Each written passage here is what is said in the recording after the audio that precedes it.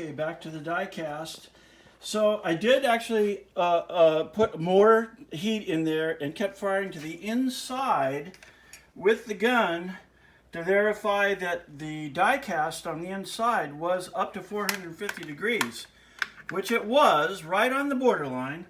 And then I advanced the tailstock tighter and tighter, and look at this.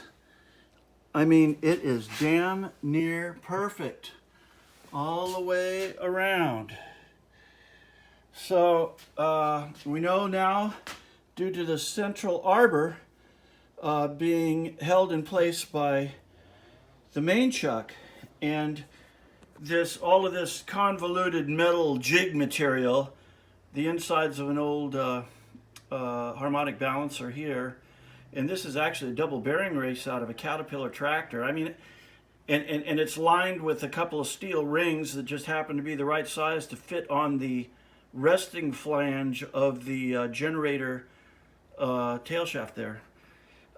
This is where the generator housing mounts up against this die cast piece. It's all flat, flush, I mean, we're there. I think it worked. Now I'm going to let it cool naturally, hopefully resetting the crystalline structure of the die cast to some degree. And that's my story. I'm sticking to it.